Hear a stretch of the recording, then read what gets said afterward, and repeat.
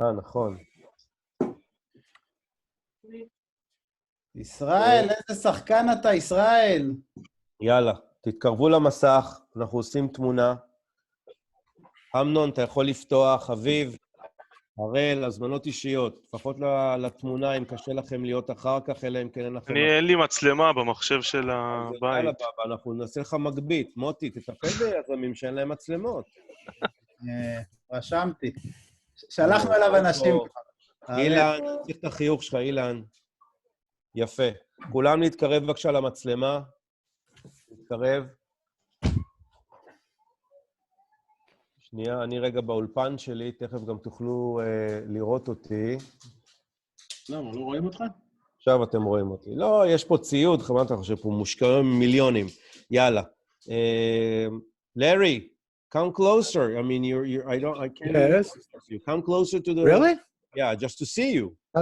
You're a small dot Really? How's that? horizon. Is that better? כן. Better? 3, Okay. כן, כן. מפה, דורון, חברים, האחרונים, תפתחו מצלמה, אנחנו עושים תמונה, אחרי זה תגידו למה בפוסט לא רואים אותי. קדימה. 3, 2, 1. Alex, turn the light on. Larry. Yes. מצוין, סבבה. תודה רבה. Recording is running. Larry, please introduce yourself. The stage is yours. You have startup founders. You see the numbers are rising. We're about to be 30 soon and more. You have people from all over. You have from Sderot, Kiryat Gat, Dimona, some I recognize from other accelerators. So we are from all over, and we're all looking forward to hear you. Could be a bit, even some internationals will join. So we will see. Yeah, so please introduce yourself, Larry. The stage is yours. Thank you. Thank you so much, Tal. So my name is Larry Posen. I've been living in Israel for about 10 years with my wife, who I've been involved with for 40 years, and my 2 sons that are twin boys that are 22 years old. And I first would like to thank everybody in this community for inviting me to join you in your space. I feel extremely honored and grateful to be joining you today. So thank you very much. In order to get right into the subject matter, the title of my talk today is Coronavirus. It's either a curse or it's an opportunity, but that's up to you. So before we get into the specifics of that title and what it means, I thought I would give a little bit of a quick background. Hello? Yeah. זה כמה פעמים 5 ומשהו, רוצים פה לעשות עוגה לסבא. מוטי, תעביר למיוט. Just a minute. יובל.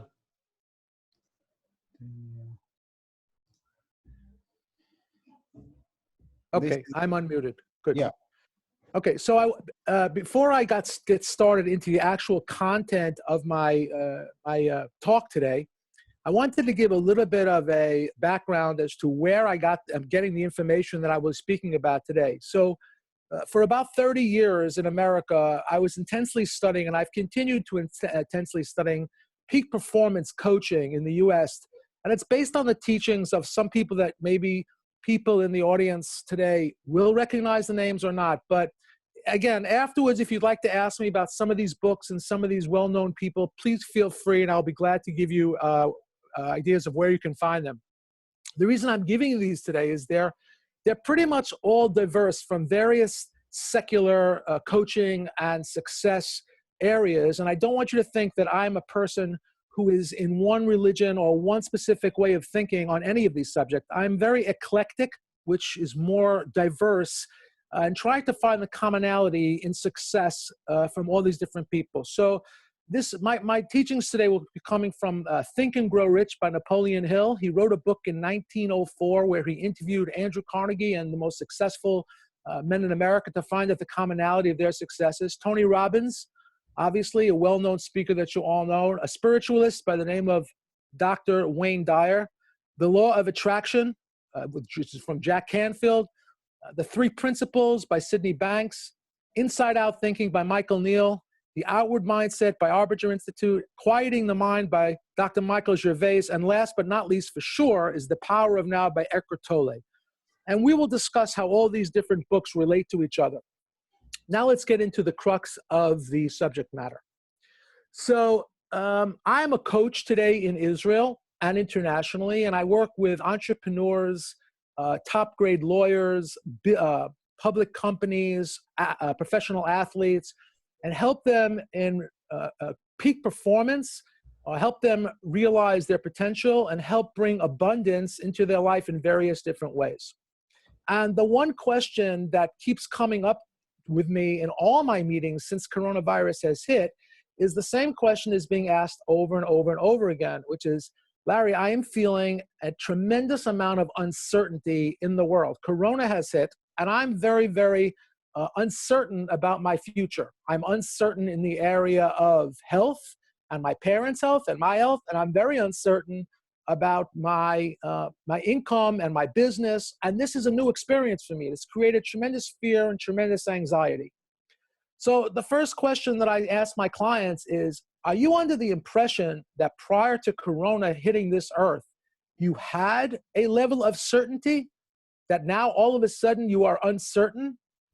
And I think this question takes everybody a step back because they say to themselves, wow, I don't know why. Maybe, I don't know, did I really have a sense of certainty prior to Corona? The reality is there have been illnesses, unfortunately, attacking the world for a long time. There are people all around us all the time losing jobs, losing businesses, things, life, the reality of life is uncertain. Life does not go, what they say, our way, ever. So the idea is, since we know that life is uncertain, how do we get what we want out of life? How do we get rid of fear and anxiety? How do we feel more certain in an uncertain world? So I'm here to tell you the following. I'm going to make a very, very bold statement today that is going to take people a little bit by surprise, perhaps, but it's something that I've proven in my own life, and it's something that I believe to be 100% true, and that's the following. You can acquire anything you truly desire in this world. Anything. Unlimited love, unlimited health, unlimited friendships, unlimited relationships, unlimited wealth. It's all in your hands because it has to do with how you think, what your mindset is. Remember, the first thing that I spoke about is a book called Think and Grow Rich. Most people live in a world where they say, when I see it, I will believe it. The truth of the matter is that when you believe something 1,000,000% with conviction and you think in a particular direction, you can bring it into your life. So I want to throw out a few basic subject matters that we'll be evaluating today and tell you how exactly do we go about acquiring anything you want in your life. So first, we have to develop what's called an attitude of gratitude for everything we have received in our life. You have to be able to believe 1,000,000% that the thing that you desire, what you are looking for, is actually on its way to you already. You have to realize that although it's important to have financial abundance, money and financial success does not bring happiness. But the reality is that happiness will in fact bring you financial success. You have to realize that it doesn't matter what's happened into your life up until now. You can decide today to change everything in your destiny for the future. So how exactly can we just decide to have everything we want? What resources are available to us in our life that can really be changing and be a life changer for us? So the first question that we have to ask ourselves is the following. Am I a physical being living in a spiritual world? Or am I a spiritual being living in a physical world? And the reality is, what I've come to realize, having nothing to do with any religion whatsoever, is that there is an energy in this world that has unlimited power. Some people call this energy spirit. Some people call it universe. Some people call it energy. You can call it Louise if you'd like. It doesn't make a difference. Some people call it God, but it is the creator of the world. And this energy can bring you anything that you want in your life. Because this energy, this universe, has unlimited creative force. Now, what's the point here? That man, human beings alone, as an entity to themselves, they have limited resources. They have limited ability. But the source, the creator of everything, the spiritual energy that creates everything in this world, this energy has unlimited power, and it exists inside of each person. So I'll give you an example of a little experience that I had, and maybe I'll give you a point to what I'm talking about. About 20 years ago, unfortunately, my wife's father had just passed away. He succumbed to cancer. And the morning that he was on his way to leave this earth, my mother-in-law called me and said, I think today's the day that Dad is going to leave this earth. I'd like you to come to the hospital. So I came to the hospital and I sat on his bed and I watched him expire and transition from this world into a different world. And I looked at this man after he closed his eyes for the last time, and I realized that I recognized this man for 25 years. I'm looking at his face, and this is the person that I know, and yet I know that he just passed away.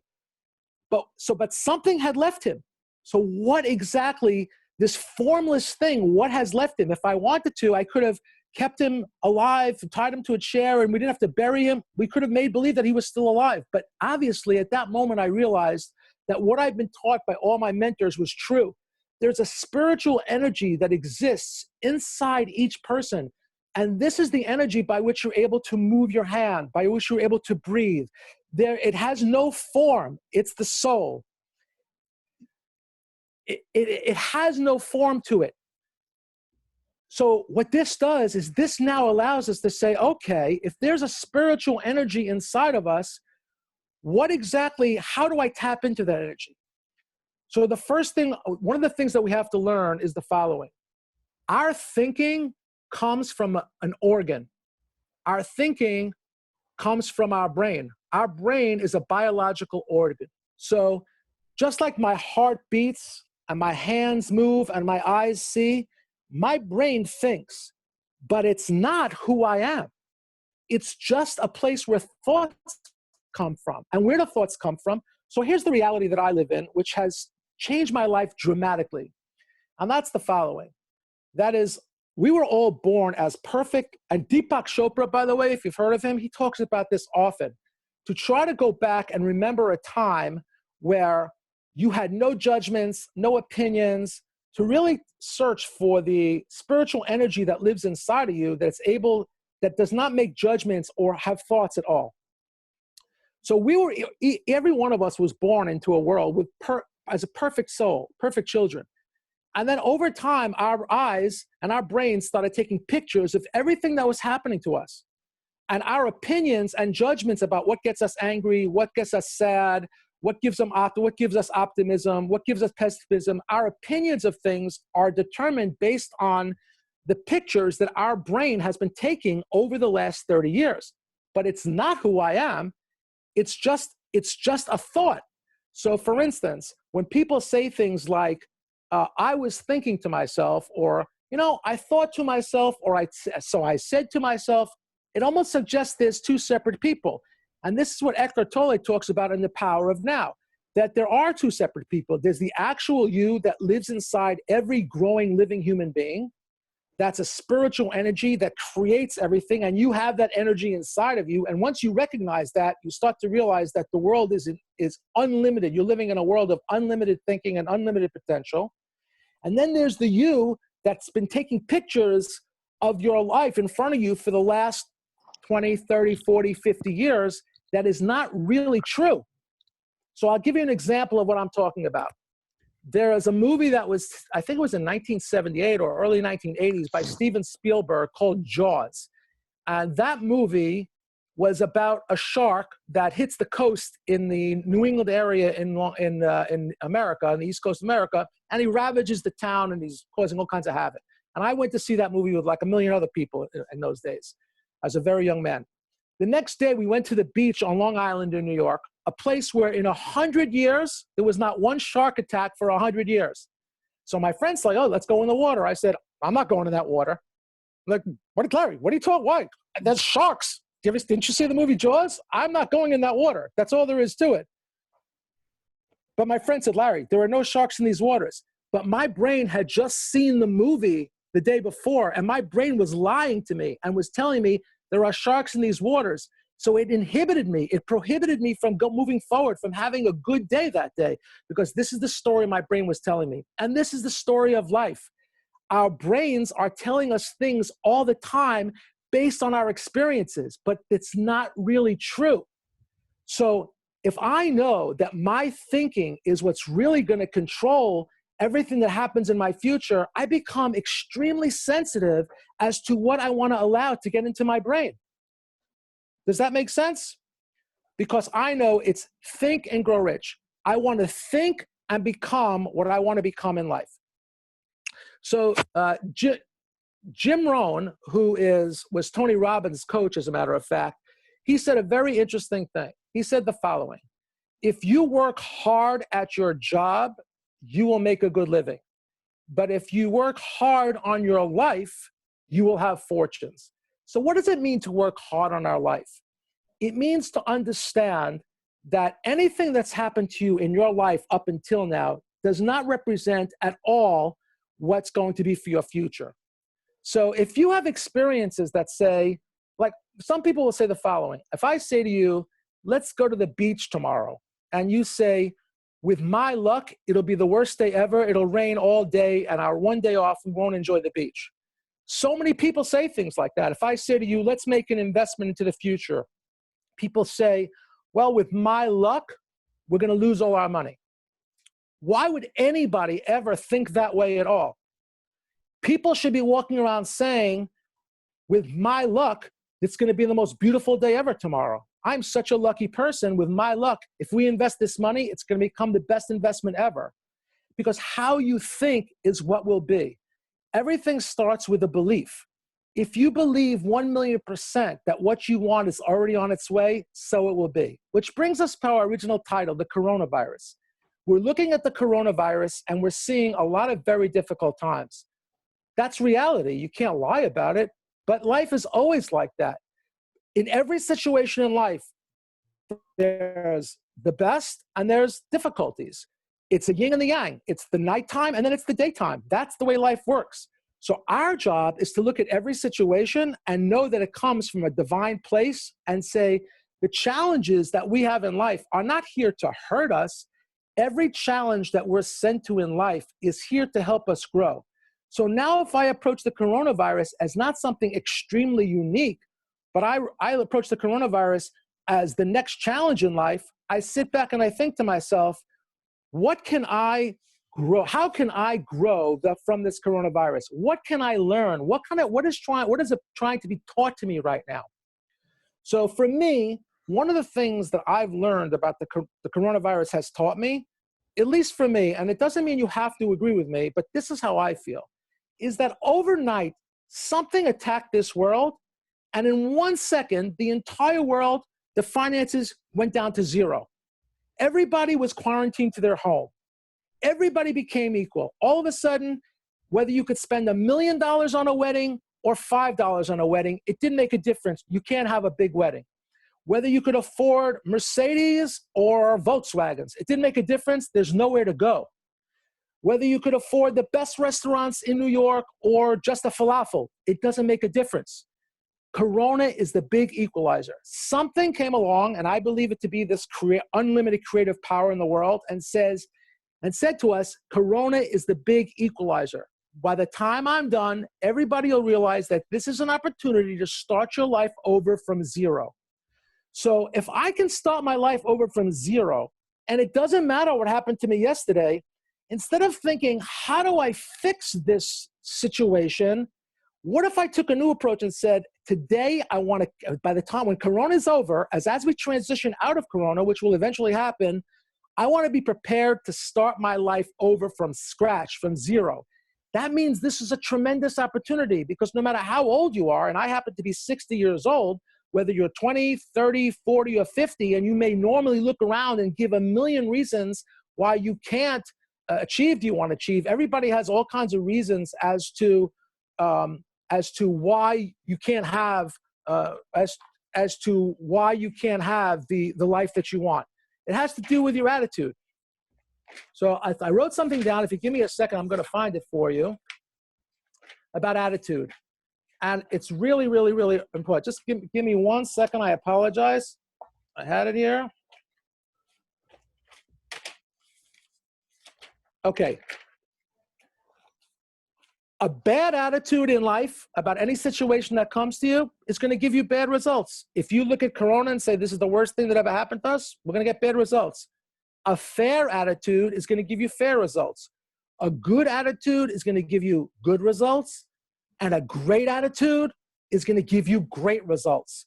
So how you look at things, your attitude about everything is everything to your future. It's how you view it. Do I view this as a curse? This is the worst thing that ever happened to us? Or do I view this as an opportunity? If I start to view this as an opportunity, then I can literally start thinking, what is it about, if I were to start my life over again, what is it about myself that I would like to change?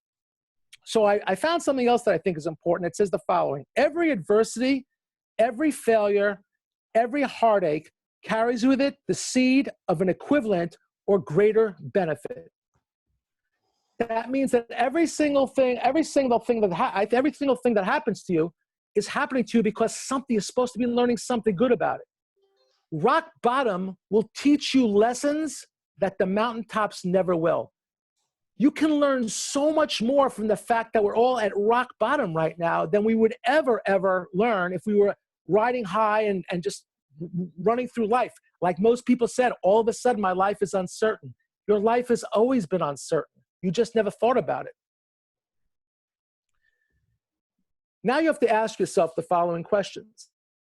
You have to say, okay, if I'm finally starting to buy into this, what was so bad about the way that I was living my life before? What kind of lessons can I really learn about? Do I want to just make more money?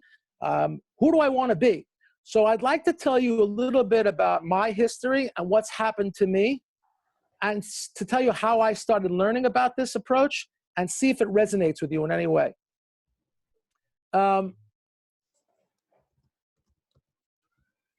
This story that I have goes like this. It starts in my 30s where I had limited success. I was fairly successful, fairly wealthy on American standards. I had a pretty big house. I had 2 cars. I had vacations. I actually, in my field of success, which at the time was financial planning, I was the #1 agent in a financial service company that had 35 agents. I was the #1 out of 3,500. So I had fairly good success. And then it went to disastrous failure where I lost everything. And then at the end, it turned itself around. And now it's resulted in an unlimited life where I'm starting to get unlimited love, unlimited relationships, unlimited joy and serenity, and unlimited finances as well. So let's see exactly what went wrong. Well, when I was younger, I was chasing money. The only thing that was important to me, and see if this sounds familiar about what you see around the world prior to Corona hitting. I was chasing money. I wasn't thinking about my purpose in life. I wasn't thinking about whether I was a good husband. I wasn't thinking about anything about whether I was a good father. So here I am, I'm making money. I'm #1 out of 3,500 financial representatives. I've got 2 cars. We've got vacations, right? It sounds was taken from me. So when I look back at the things that I was chasing, they were blinding me from the truth to who I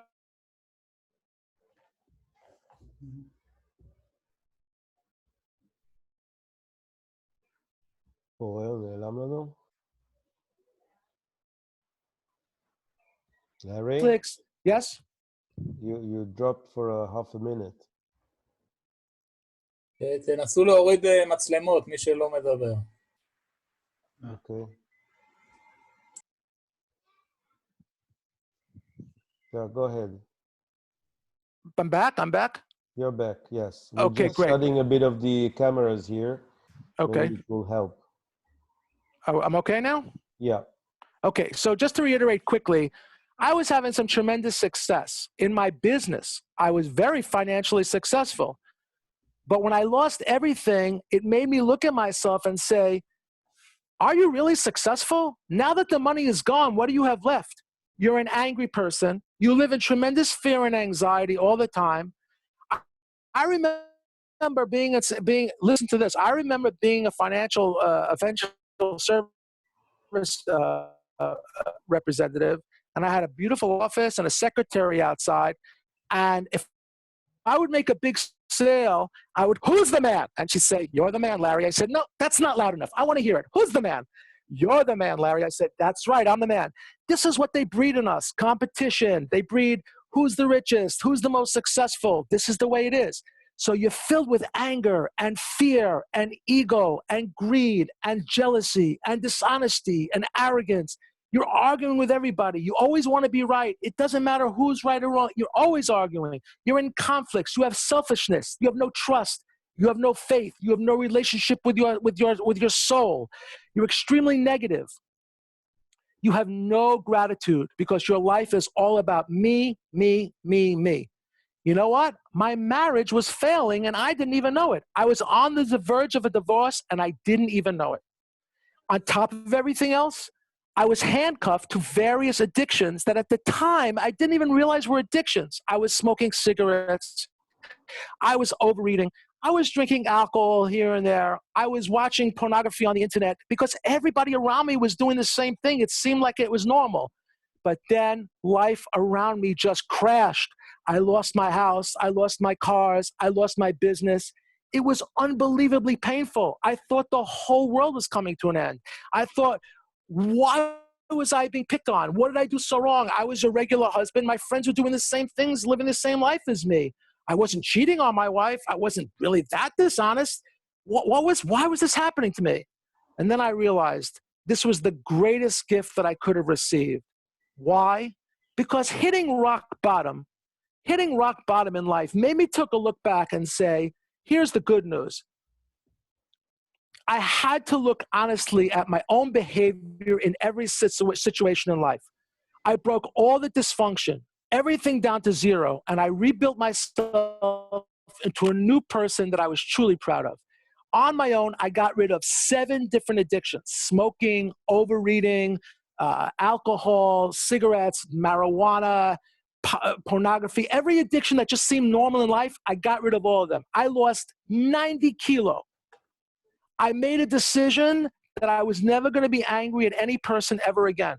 I made a decision that I was going to resolve all conflicts, because if I knew that the spiritual energy that is love, the spiritual energy, the power that runs this world, he is love, then how could I expect him to give me, or how could I expect to touch into or tap into this unlimited creative energy that's there if I was not really living the life that he wanted me to live? So when he took it all away from me, or when it was taken all away from me, I realized this was an opportunity, because what I had before wasn't doing it. It wasn't working for me. Now, you'd say to yourself, well, Larry, how did you know that? How? Because it all went away. It all disappeared. So something was going wrong. Look at the world right now. Something is going wrong.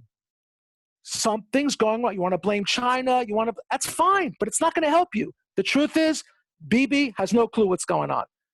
Trump has no clue what's going on. The doctors have no clue what's going on. We are being knocked down to zero. What happened to me in my personal life is happening to the world right now. Okay, not so terrible. Let's take a step back. We're going to start from zero, and we're going to build our life over. But you must be willing to make any and all changes necessary to grow your unlimited life within. Successful people do the things that unsuccessful people are not willing to do. The only question you have to ask yourself is, are you ready to buy into the fact that if you change your life and look at this as an opportunity to create a better life for yourself, to become a better person, then in the end, this whole thing would have been worth it. That means taking full responsibility for your failures, and don't blame other people. So if your relationship is with your spouse or your friends or your parents are not going well, don't sit here and say, well, I don't get along with my wife because she's a very difficult person. Saying things like that, that's like going to the doctor and telling him you have a severe cough and he gives you medication. So you take this medication and you give it to your wife. And after weeks of that, you're not getting any better. So you come back to the doctor and you say to him, my cough is getting worse. He said, well, did you take the medication that I gave you? And he said, no, I gave it to my wife. So he says, how is giving your wife medication going to make you better? That's exactly the point. When things aren't going well in your life, take responsibility for them. You can't change the behavior of other people, but you can change your behavior. If being happy and successful was contingent upon other people changing the way what was going on with me, my life would never change. Here's another thing. You have to know what's really going on inside of you. Let's say you have anger, right? So some people are going to say, you know why I'm angry? Because Tal got me upset. Tal said something that got me angry. Well, that's not exactly the truth. Tal may have said something that would be offensive, but my response is on me. So if I got angry by any stimulus, by someone who pressed my button, because that's what's inside of me. So I'll give you an example. If you take an apple and you squeeze the apple, what comes out? Apple juice or orange juice? The answer obviously is apple juice. Why? Because what's inside when you get squeezed, that's what's going to come out. So when we get squeezed in any different direction and all of a sudden anger comes out and fear comes out and anxiety comes out, you have to say to yourself, that's what's inside of me.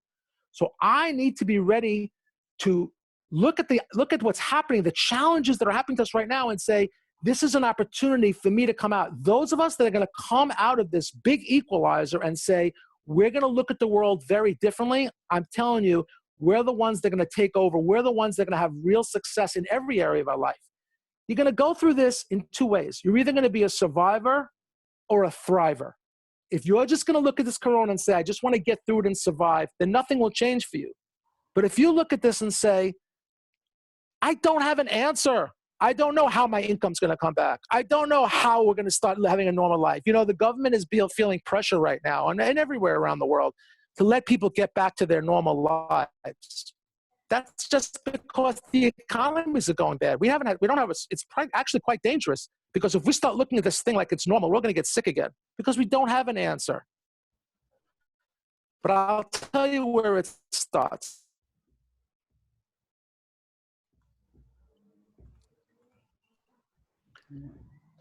You used a misunderstood word. A lot of people think humility means, okay, Larry, you're a pretty good speaker. You have good skills. Oh, no, not me. I don't like to talk at all. Please don't say good things about me. That's not humility. That's lying. Humility is recognizing, yes, I have particular skills. I was given particular skills. But the skills that were given to me by a higher source. So I have gratitude for what I've received. The more gratitude that I have for everything that I've received in my life, the more I will receive in my life. Because if you live in a world where you're saying to the world, give me, give me, give me, give me, the universe responds back to you with the same attitude. You're in a world of give me, so you give me, give me, give me. But if you live in a universe where you say, I want to give, I want to give, I want to give, the universe responds and says, since you want to give me, I want to give you. So if you're living in a world of gratitude, which very few of us actually truly live in a world of gratitude, an attitude of gratitude is where everything starts. That's how you start to change the way you think. If you change the way you look at things, the things you are looking at will change. It all has to do with how you look at things. Most of us that are looking at our life and saying we can't do any better than we're doing right now are responding to what we know. We're living in a very finite and limited thinking process. The reality is who you were yesterday has nothing to do with who you can be tomorrow. You can be anything you want to be tomorrow. If you understand who you are, you have a clear focus of what you want, and you make sure that everything you do, everything you think, everything you watch, everything you eat, how much you work out is all in line with who you want to be. It's all up to you. Okay. So where do we begin this whole process? How do we start to change the way we think in order to attract more goodness and abundance into our life?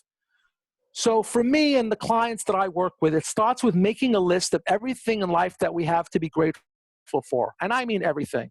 And then I spend about 15, 20 minutes every morning before my day starts, really early in the morning when I first wake up, and I start talking to my inner soul, to my inner self, to the spirit, to the universe. And I say, I want to thank you for allowing my children to wake up healthy today. Thank you for their healthy eyes. Thank you for their healthy ears, their healthy hearts, et cetera, et cetera, et cetera. And I have a list. I've been doing it for almost 20 years where I have a list of everything in my life to be grateful for.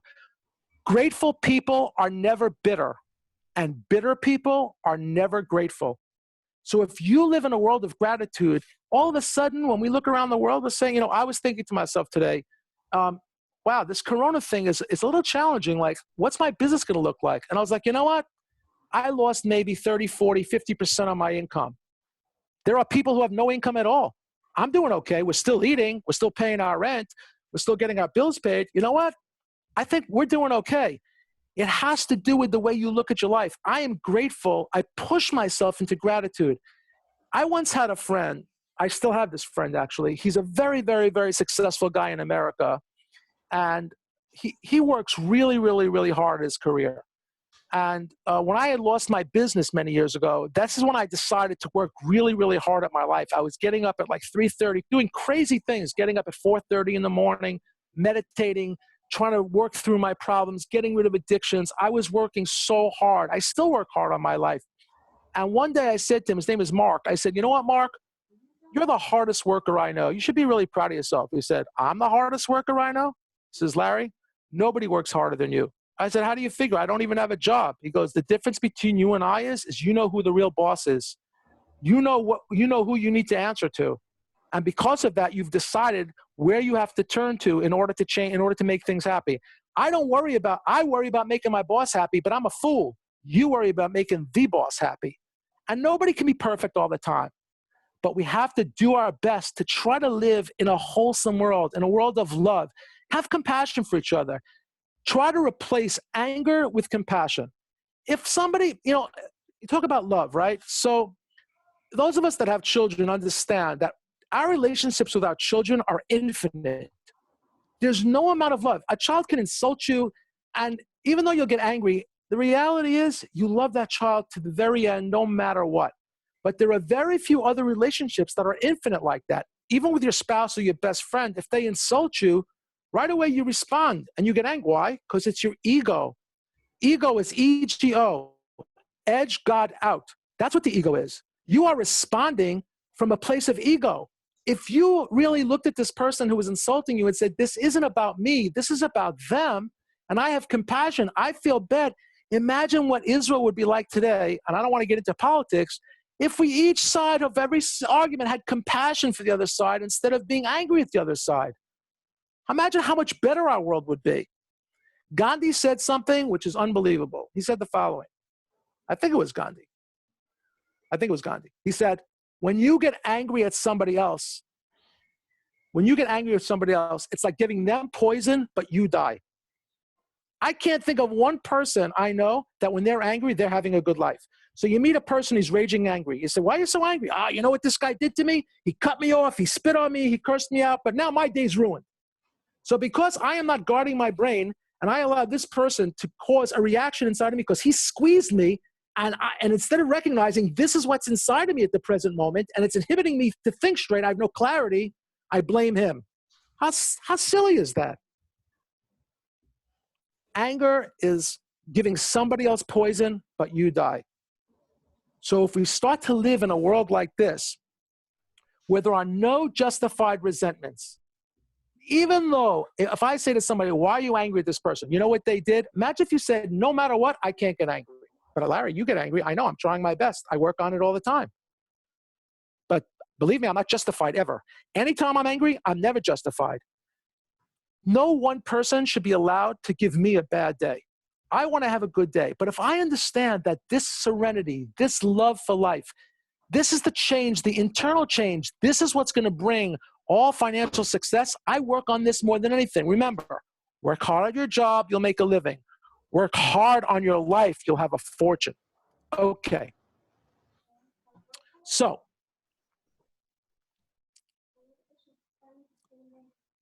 what's the point in me doing all this other than saying, okay, so now you're pleasing this spiritual energy. If you believe in that crap, fine. So you're some, I don't know, are you some religious guy, I guess? Is that what this is about? No. Once we understand that what I think about and think about will come about, what the mind of a man can conceive and believe he will achieve, then I want to have unlimited thinking power. And the question that I ask myself is my thinking controlling me, or am I controlling my thinking? If my thinking is controlling me, that means that the Jaws movie with the shark is affecting me all the time. And in every situation that I come in, I am responding to thoughts that are programming, a corrupt way of thinking and programming that I've been listening to for my entire life. So why was I sent this challenge? Because on the other side of that darkness is such clarity, is such intuition. It's insight. It's inside-out thinking. You don't have to go to somebody else and say, what do you think I should do in this situation? When you quiet the mind from all the noise and the blocks that is muddying your ability to think, your God-given gift of intuition, of clarity will come to you. You will start looking at things with an unbelievable clarity. And you'll say, you know what? You know what business I should be in? And you'll start manifesting things in your life. And all of a sudden, you'll start thinking, why am I a financial representative? I'm a coach. This is what I do. And all of a sudden, you'll say, well, what are we doing here? We should move to Israel. But if I'm going to be broke, I'm out. And all of a sudden, good decision after good decision after good decision. And now people want to pay me money to hear me speak. How the hell did this happen? I don't know. But so far, so good. It keeps coming my way. Keep it coming. I'm happy. So what do I care? Because clarity, you get rid of the muddy thoughts. You get rid of all these blocks that are in your head, and you start having clarity. I swear to God, my clients call me and ask me really solid business decisions. And I just tell them what I think. And I'm like, I don't know if I'm right. They call me back an hour later, and they say, boy, you are a genius. I literally say to myself, it's not me. Okay, let's calm down. Let's not get all Larry love here, because it's not me. I just entered into the clarity of life. I gave you what I knew, and the spirit, the universe responded to you. Please, let's keep it in line. But I said to my wife, how the hell am I giving advice to people about this stuff? What I don't know how to be a lawyer, but it's common sense, because all of a sudden you start to realize, and it took my clients to keep telling me, Larry, your intuition is so strong. I don't know how you felt that coming. I can feel flows. I can feel good flows. I can look at people and feel what they're being bothered. I can see what's bothering people. I can see where they're in good moods. I've had so many miracles come to me in my life that it would blow your doors off. If we had the time, I would tell you a story about my wife and I that happened in the last 4 months. I'll give it to you in 30 seconds. For 4 months, my wife was diagnosed with a malignant tumor in the last 4 months in her liver and her stomach. She had 2 biopsies by 2 separate doctors at Ichilov Hospital, top pathologists. She had an endoscopy. She had a PET scan. She had a laparoscopy. And they all said the same thing. Carcinoma, they are hepatic cells, gastric cells. This is 100% cancer. They decided to do a 7-hour surgery, and they removed the whole tumor from her liver and from her stomach. When the doctor came out, he said to me the following: it didn't go as well as I would have liked. Some of the tumor wound up in her pancreas as well. Let's stop right there. For 4 months, the first thing I did as soon as I found out my wife was sick is I went ahead and got the best doctor in Israel. I'm American. I don't know doctors here. I called my friends who are in higher places. I said, find me the best doctor. They got me the best gastrologist. They got me the best surgeons. They got me the best oncologist in Ichilov. That took 10 minutes. That was a miracle. But after that, I said, I know who runs this world. I'm being challenged. I need to work on my faith. I need to believe 1,000,000%. I need to manifest a cure. I need to manifest this. This happened on a Wednesday. Wednesday, I came home from the hospital after they discovered this within a 4-day period. I came home on Wednesday. I was exhausted. I hadn't slept in 4 days. I went to sleep. I woke up the next morning and I said to my sons, everybody come into the living room. Let's go. We sat there. I said, listen, we've been through hell and back, this family. We go to war, and right now we know what we have to do. This is our fight time. This is our fight song. We become better. We become stronger. We're going to beat this. So help me God. And I worked like a demon. 6 weeks ago, the doctor called me. He sent the tumor out for a pathology, the liver tumor, the stomach tumor, the pancreas tumor. We go to sit down with the doctor, my wife and I. This is a woman who I've been with for 40 years. You can imagine the burden that was on my neck all day, every day. He sits down and he says, I sent this mass out to the #1 pathologist in the world. I trust this doctor more than any pathologist in Israel. And I don't know how to tell you this. It's a 1 in a million case. She has no cancer. What was cancer, for 4 months, it just disappeared. Everything we took out had no cancer cells in it. I fell off my chair and started crying. Do you know why I started crying? Although I love my wife, and yeah, I really felt relieved, it was shocking how the universe literally put its arms around me and said, boy, you are doing a good job. You're working. Now, I can't guarantee you that if you did that or I deserved it, none of that stuff. I'm not going to say, we deserve, but there's just a flow. I'm working so hard at being a better person. It's kind of not that crazy that this kind of thing happened. And this is what we need to do, okay? So let's talk about, Tal, do you think we should ask for questions before I move on to phase 2 of this? I think you can take 5 more minutes, and I'm calling everyone. If you have any questions, please either chat them, write them in the chat, or we will have about 10 minutes and you can go in and just ask your questions and Larry will answer. So Larry, if you can take 5-7 minutes. Okay, so let me just move. Obviously, there's another 3, 4, 5, 6 hours I can go on this thing. Yeah. But so I let give me you just 10 minutes. I'm large. Take 10. Okay, I appreciate that. So let me move on to the book called Think and Grow Rich by Napoleon Hill, because Think and Grow Rich by Napoleon Hill is a pragmatic approach to how I use all this thinking. Okay, Larry, I'm going to do everything you said. I'm connecting to my spirit. And I'm cleaning my brain. Okay, now what do I do? I work very hard. What do I do? So the first thing is attitude of gratitude. We must be grateful. I go to the bathroom. I come out. I say, thank you so much that everything went well. I look at my refrigerator. Why do I like this? Because I've been broke. I've been broke. So now when I go to my refrigerator and I see there's a refrigerator full of food, I'm like, this is not the refrigerator of a poor man. Remember when we had no food? Thank you so much. Every time I go to the supermarket, I put my credit card through and it works. I'm like, wow, that's a miracle. That you have to be appreciative of what you have. That's number one. Number two, you have to have a clear focus of what you want. You have to meditate and think, what was I put on this earth for? If I didn't have to earn any money today, if I was a billionaire, what would I do all day, every day? That's the big question. You have to ask yourself, if I didn't need the money, would I be working in the career that I'm working right now? I heard Wayne Dyer say the most amazing thing. Don't leave this earth with your music still inside of you. Don't die without fulfilling your purpose. Are you meant to be an author? Are you a dancer? Are you a songwriter? Are you a mechanic? How did you get stuck in the career that you're in right now, but it's not really who you are? Again, if I had $1 billion, what would I do all day, every day? A red-hot desire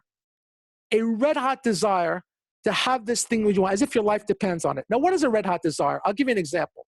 Everyone's familiar with Michael Jordan. There's a lot on television about him right now. So many years ago, Michael Jordan hired a psychology coach. And a young college athlete who was going into the NBA hired this coach and said, I want you to teach me the mindset of a successful person the way you taught Michael Jordan. He said, okay, you're in California. Come to the beach with me tomorrow in the morning. Meet me at 6:30 and bring $10,000 in an envelope. So the next morning, they go down to the beach. The guy is there with this coach, and the coach says, you have the money? Put it in the bed. Come in the water with me. 6:30 in the morning. He grabs the guy by the hair, holds him under the water, and the guy's drowning. I can't breathe. I can't breathe. Lets him up. Lets him up. Lets him up. Again, under the water. I can't breathe. I can't breathe. I can't breathe. 3-4 times like this. He goes, stop, stop, stop. I can't breathe. He goes, when you want something as bad as you want to breathe right now, then you'll get what you want. That's what a desire is. You got to really want something so badly. And I tell you the truth, when I really want something so bad, believe me, I figure out a way to get it. My friends used to say to me all the time, the problem with you is you don't want something. When you want it bad enough, there's nothing you won't do. That's number one. Number two, you have to have a 100% commitment to never give up under any circumstances until you acquire what you desire. Now that I want this so badly, I have to know there is no giving up. No matter what, I am not giving up. This is not a finite game. This is an infinite game. And what Napoleon Hill says is so true. Right before big success comes for us, dark failure hits us. And most people who don't make it say, oh, obviously I'm in the wrong direction because I'm programmed to believe that if I'm hitting big obstacles, I'm in the wrong direction. What if we understood that's not how the game is played, and we reprogram our brain to say, wait a second, if it's going too smoothly, something's wrong. Oh, I'm hitting a big obstacle? Yeah, baby, I'm in the right direction. I am 1 minute from success. I need to ride this out and learn from this challenge because this is what was sent to me to get me to the next level. An interesting thing just about Judaism, just to give you a little thing, it says, Vahi Erev, Vahi Voker. In Judaism, everything starts in the darkness. It starts in the night. And the next day, the light shines. That's the way the world works. So number one, attitude of gratitude. Number two, a clear focus of what you want. Number three, a hot desire. Number four, never give up no matter what. I will never give up. Now, I'll tell you a story about Napoleon. Napoleon got to an island with a bunch of ships and all his soldiers. The soldiers got off the island, and he says, now we go to war. And while the soldiers are marching onto the battlefield, they turned around, and they noticed that Napoleon had burned all the ships. So they turned to Napoleon, and they said, General, sacre bleu, you have burned all our ships. How are we getting off the island? He says, win or die. There's no getting off the island. That's the attitude you have to have. I am never giving up. I'll tell you not a lot about me. I'm not the smartest. I'm not the best looking, but I am never giving up. That is for sure. Never giving up. The killer of all dreams is doubt. Self-doubt is going to kill every dream that you ever had. Get rid of doubt. Remove it from your life. You must have 1,000,000% faith and belief that you're going to have what you want, what you desire. You have to live your life as if what you want is already on its way. You have to live in your dream. I'll tell you something interesting, okay? When I first got to Israel about 10 years ago, I had no money. No money. We left America. I told you the truth. I was broken. We start all over. We come to Israel. We're living in a place called Beit Shemesh. And we're not exactly the most religious people. I'm fairly religious, but we're not Beit Shemesh people. We lived there because my family lived there. And now we spent 9 years in Beit Shemesh, and my wife was having a nervous breakdown. She's literally like, Larry, I am telling you, I'm not staying here. I said, yeah, you know what? We're going to go live on the beach again. She goes, are you on drugs? How? You have no money. How are you going to live on the beach? And I started manifesting, and I started pulling up pictures on my computer about beautiful homes on the beach in Haifa, and we found out about this place called Island Suites in Netanya. And once a year, I made sure to go vacation there for 4 days. Once a year, every 4 days, okay? I started living it. About 2 years ago, my wife went to the States to visit her mother in New York for the summer, and she said to me, listen, I'm not coming back. I can't come back. So it was time for me to raise my standards. My back was to the wall. It was either get divorced, which was how I don't want to be divorced. This is my wife. Or I don't know what. I don't even have money to go back to America. So I said to her, I'll tell you what if I put you in the best beach apartment facing the ocean you could ever? She said, yeah. And what if we moved to Beverly Hills? I mean, come up with some other dreams, all right? I said, just you bank on me. And my sons were here with me. And my wife was living in America. And I said to my sons, we're moving to Netanya. And we started going to look in Netanya. I didn't have a pot to piss in, as they say. I didn't have a nickel to my name. And I started building my business. And I started living into my dream. And we started going to Netanya. I started pricing apartments. I'm almost finished, Al. I'm almost finished. I started pricing apartments 3 months. For every month, we'd go back. Eventually, my business, I started living in that dream. And all my clients started saying to me, what's happening with Netanya? What's happening with Netanya? I said, we're getting there. All of a sudden, in January of that year, a year ago, I said to this real estate agent, I said, if I would move to Netanya, how much cash would I have to put down? Well, it's that security deposit. You need about 40,000 shekel. I said, 40,000 shekel? Where am I going to get 40,000 shekel? I'm not going to borrow the money. Okay, I just moved forward. We're going. All of a sudden, January, February, March, April, my business was the best 4 months of my career. Money was flowing in out of everywhere. I said to my sons, let's go look at an apartment in Netanya. So help me, God. We are living in Netanya right now. We have a pool. We have a gym. My wife is with us. How this happened, I have no idea. But I'll tell you what, I manifested it. I lived it. I started living in my dream. I had such a hot desire. She caused I really percent faith this was going to be given to me. And I have my challenges. Business goes up and down. I'm a little dark side now because of Corona, but I know something bigger is coming on the other end. So I'll take a pause here. I'll end here. And Tal, I need 30 seconds of a break. Is that okay? Ken. I'll be right back in 30 seconds. Sure. Bear with me. Thank you. חברים, אני אעבור לשפתנו. צאו רגע מהשוק, שאני אראה שאתם בחיים. First of all, I hope you handled Larry's lecture in English. It was not that difficult, but כן. יש אנשים שחושבים אחרת. I read some of his books, but I would be happy to have the list. Some miss. I would like to read them. יש לי מישהו שאלה, דרך אגב? זה לא מחייב אתכם להצטרף לאיזה קאט או משהו, כאילו כל מי שנלחץ פה מהקטע הרוחני שלו, אבל... יש לי שאלה, איך עושים את זה... טוב, אני למדתי קואוצ'ינג וזה, אבל הבעיה היא שיוצאים ששומעים את כל זה, בא מיד לעשות את כל מה שהוא אומר וזה. But how we keep... Larry came back, so the question is, how we keep our constancy with this motivation? Because after listening to you, I also had some coach in my life. We are always very happy and very motivated, but to keep this, let's say, level of constancy of every day, that's the most difficult, I think. Yeah. So Larry, before you answer, I just wanna add to this. Well, we all go through something more simple, which is the sessions that we're having here weekly and the webinars that you join. And some cases you hear the person speaking and you turn off your computer in the end and you say, well, okay. Or you don't care for what he said, or what he said doesn't have anything to do with you, or you really liked it. But in any case, you're shutting out your phone, your mobile, your I don't know, laptop, and you go on with your life. It's not like anything, we say resonate, like echoes in your brain for too long until something hard or similar that you remember comes your way. The question is here, Larry, which I think Zevik is also asking you, is, okay, so you will go on with your life in a few seconds, and we're stuck here, and we're entrepreneurs, and everything is hard for us. Everything is difficult, everything is unclear.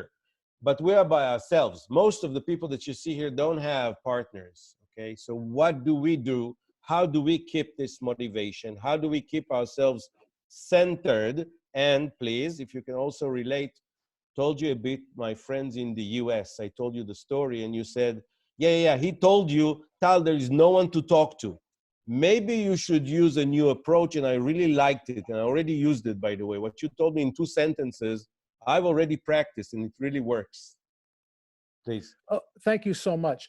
So the answer to your question is this. I didn't have a particular coach that coached me into what I'm doing. What I did is I went onto YouTube and I went into books and I went into the internet, and I realized that if I don't nurture this, once I decided that this approach was right, if I don't nurture this approach, I can go to a Tony Robbins seminar for 5 days and be pumped up for a month. And then a month later, I'm like, what did he say again? Exactly what you said. The idea is to start being disciplined and filling your brain with mentors that you can find on YouTube. Either you can hire a coach like me if you'd like, or you can go on yourself onto YouTube and find mentors that speak about this all day. And if you contact me, I'll give you gladly, maybe Tal will send out a list of people they can follow. Tony Robbins, Wayne Dyer, Think and Grow Rich by Napoleon Hill, The Law of Attraction, The Secret, The Power of Now. These are all the things that I didn't do it once and just learned it. My house is a virtual university of success because this is the world we're living in. So the answer to you is, you're right. If this was one speech and we never speak to each other or ever again, I don't know if this is going to make that much of an impact. But if I lit the fire a bit, if I planted a seed, then it's up to you to go on the internet, and there are hundreds and hundreds of lectures. I want to tell you something. I don't have a car right now. And for the last about a year, I'm running back and forth Tel Aviv, trains, or Yehuda. I go all over the place by trains and buses. I never, ever, ever ride in between appointments without listening to something that's pushing me in the right direction. Never, never. You know when I watch television? At night when I want to unwind. But during the day when I'm at work, or I'm moving from place to place, or I'm going from my home to the office, or to wherever I'm going, I am bombarding my brain with all the right information all the time. I am reprogramming my brain. If you're not moving forward, you're moving backwards. That's the answer. The answer is to find the people who has the right information and put it into your brain all day, every day. Thank you. Thank you, Larry. Does that make sense to you, Zev? Yeah. Yes, yes. I used to do that, but it's not easy to have the constancy. Larry, can you touch the point I said about when you're calling right now, you're calling people and say, call me after Corona. I mean, maybe think in a different way how to get them engaged instead of saying, okay, I'll call you and hang up. Yeah. So there's a thing called the Outward Mindset by the Arbinger Institute. And it goes like this. If I'm calling a particular business associate or client or even an investor, and I'm calling him for the purpose of my needs, that's called an inward mindset, which means that I look at this person that I'm making a phone call, and any objection that he's giving to me, I'm looking at him as either a way for me to get what I want or an obstacle that's in the way of me getting what I want. So if he gives me an objection, I'm like, okay, I got to jump over this guy because he obviously, I'm not getting what I want. So I get very frustrated. But now let me take a step back and reprogram myself. And instead of taking an inward mindset and thinking about myself and what I want, when I hear someone say to me something like, during Corona, it's really, really difficult for me, Larry. I can't really even think about this right now. I take an outward mindset and I start to look at him not as an object that's in the way of me getting what I want, but as a human being. And I start asking him questions. How can I help you? What exactly, when you made the phone calls and people told you, what exactly did they say to you? What did they make you feel? Maybe we could talk about that. And then it's like, well, the truth is, I really didn't call so many people, but I imagined that now you find out the truth, because if you really show that you care about what's going on for the other person with legit authenticity, all of a sudden they will reveal to you how you can help them. And it's by giving that you will receive more and more and more. Larry, there's a question here. Dima is writing, I don't know if you see the chat, so I'll read it to you. He says, Larry, I have a pretty lot of things I wanted to reach in my life. How to prioritize? Okay. So like I explained, for me, clarity comes from when I clean out the insides. Remember, if you work on your business, you'll have some success. But if you work on yourself, you'll have unbelievable fortunes. So therefore, you start to work immediately on the things that are blocking you from being the ultimate person that you want to be. Once you remove the klipot, so to speak, the blocks, the noise that's around you, and you start to connect with the spiritual energy that's inside of you, your priority of what's coming next will be there for you. There'll be a clarity. It's like almost if I want to drive from Eilat up to the Golan at night, I don't need headlights that can see all the way to the Golan. I just need to see 50 feet in front of me. As long as I can always see 50 feet in front of me, I know what's coming next. So by cleaning out all the noise and the baggage and realizing that what's worked up until now does not work, then the clarity of what's coming next for my life and the priority by which I should be working on things will become evident. Larry, there's a question. We have a guest here from Azerbaijan, all the way from Azerbaijan, Sevinj. Wave hello. So this is coming straight from Baku to you. And the question is that it sounds like some of the times what you described is like living a dream, because there are things that we want to reach. We don't know really the way, and maybe we will never reach them, but we want to put a target in front of us.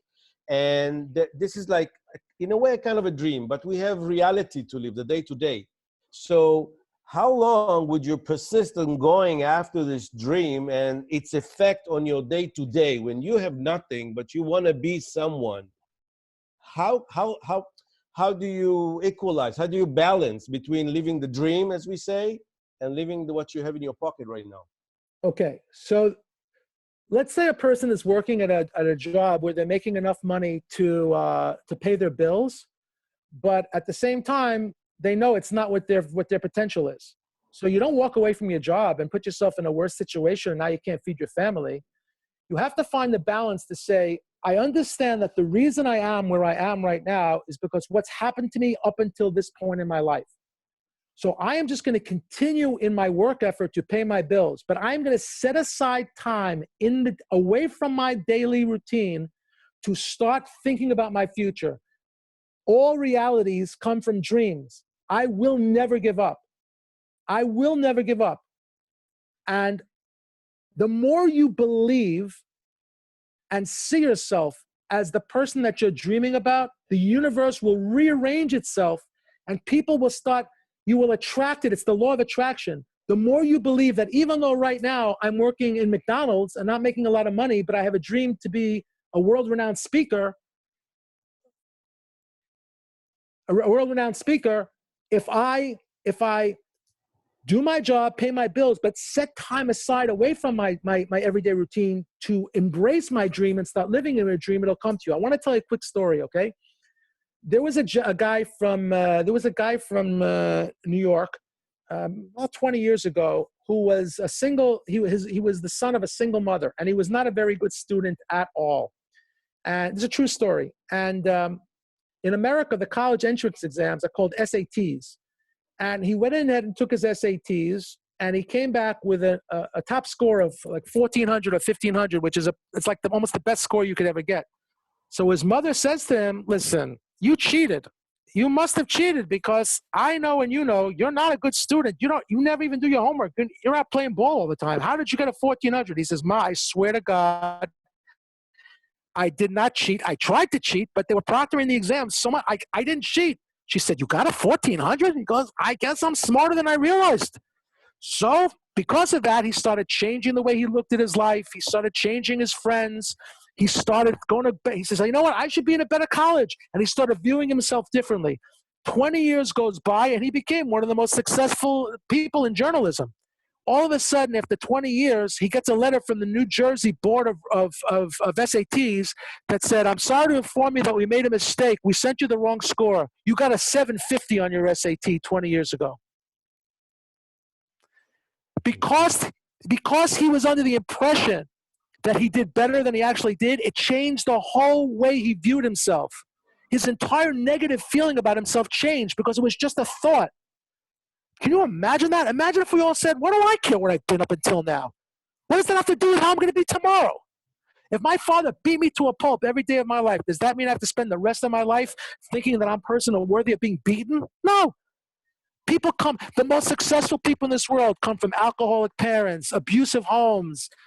When you realize and you don't hold grudges and you let it go and you say, underneath that challenge, that's where my power lies, you can become the most successful people on earth. Thank you, Larry. Any last question anyone here want to ask before we say thank you? Yeah, Lior. Hi, Larry. Thank you very much. I would like to ask, how can I influence a person that will nourish himself with the a good nourishment that you spoke about it when you go to here from here to there? When he nourishes himself with garbage from the internet, and he has an objection to listen to the good stuff. So the question is like this. He wants to influence someone without saying someone close, probably in his family. And the person says to him, get out of my life. I want to listen to whatever I want. And he listens to crap. When Lior wants him to listen to the good stuff, like you said, how do you influence such a person to change a bit and try it? Right. The problem is that person may not have a clear picture of what he wants. Because once you have a clear picture of what you want, I know who I am. I know who I am.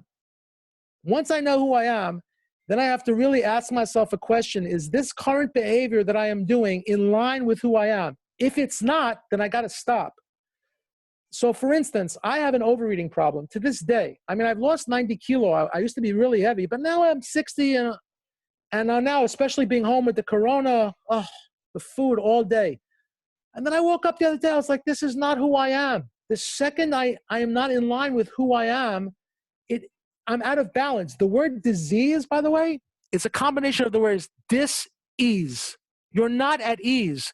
The reason this person does not feel the pain of what he's watching on the internet is because he doesn't have a clear picture of who he is. If you help him identify his greatness and help him realize who he really is, the Prince of the King does not wear pauper's clothing. The only reason that the prince, I want to tell you something. There's a story about a man's walking on the street and he sees a pauper, a down and outer, someone, a homeless person living on the street, and he gets closer and he says to him, wait a second, aren't you the Prince of the King? He says, yeah. He says, so why doesn't your father come save you? He says, I'm not talking to my father. I have no idea. He doesn't even know I'm here. If you know who you are and you know that you're a prince, you don't belong watching the internet. It's not who you are. You're watching the internet because you don't have a clear picture of who you are. Okay. Larry, first of Thank all, please, חברים, להפעיל מצלמות. Larry, we want to first of all thank you a lot for everything, for all your time. We really appreciate it. We're going to give you now a nice round of applause that you will see that we really value your time and we're very appreciative of this. And second, what would be the best way to reach out? I'm not asking you phone or email. I will share everything with the people. But what I'm asking is, what should they expect to receive from you? In what state of mind should they call you? A bit about what will be happening between you? Okay. Anybody who wants to call me, don't be concerned for this conversation about any business relationships or any transactional. That's not what this is about right now. Feel free to call me through any my contact information that Tal will give you, and we can discuss any issues you're having, any problems you're having, any advice I can give you. Maybe you can give me advice. We could just share and become friends. That's really the most important thing to me right now. Whatever business relationships come into my life usually come way after we get to know each other and friendships. So I don't want people to be intimidated. I do have money. I don't have money. I'm not looking to be hired. That's not what this is about. Please feel free to reach out to me at any time through any of my contact information and ask me as many questions as you'd like. פרפקט. הכל ברור לכם, חברים? אין פה כסף, אין תשלומים, אין כלום. זה ליצור קשר, זה ליצור את הקשר. זה לא רק ליצור, זה ליצור קשר, וכל דבר אחר תמשיכו ביניכם כמו שאתם מבינים. בסדר? ברור לכולם? מצוין. לארי, תודה רבה. We really appreciate it for your time. We will keep in touch. I will be sharing here, if it's okay, your mobile and email. If it's okay, sure. I will put it in the group. And we'll stay in touch. תודה. תודה רבה. Thank you so much. תודה. Do me a favor, let me know how I can get a copy of this recording, okay? You will get it. You will get a link and you will see the recording. Yes, definitely. I want to thank everybody for bearing with me today. I enjoyed myself so much, and it helped me so much to hear myself, remind myself of the core of life. Thank you, thank you, thank you. תודה. תודה רבה. ביי ביי. ביי. חברים, אנחנו לוקחים הפסקה כמה דקות עד וחצי, תסגרו הכל ותחזרו בדיוק בזמן, ואנחנו מתחילים את ההרצאה הבאה. שתפו בינתיים בקבוצה ושתפו חברים. תודה רבה לכולם. איזה שעה? הטלפון ואת המייל. אני שם עכשיו בקבוצה, אני ארשום, אנחנו ממשיכים ב6:30. טל, ב6:30 על אותו מספר, נכון? אותו דבר, אל תסגרו, תישארו כאן. עד 9 אנחנו באותו מספר. 9 אני לא מבין בזה. גם מ8 עד 9. אחלה. יופי, אז אני רושם לכם את הפרטים של לארי. אתה יכול לעצור את ההקלטה, מוטי. לא, אני לא עוצר, אני רץ את הכל, למה? כי זה 3, אני לא רוצה שזה... לעצור בעצם אני יכול לעשות לזה סטופ. אתה יכול פאוז לעשות פשוט. כן, אני אעשה לזה פאוז. רגע, לארי, הנה. שווה לעקוב, נפרסם בקבוצה, אני מקווה שהפעם לא ישים את הקישור הלא נכון, אבל בסדר.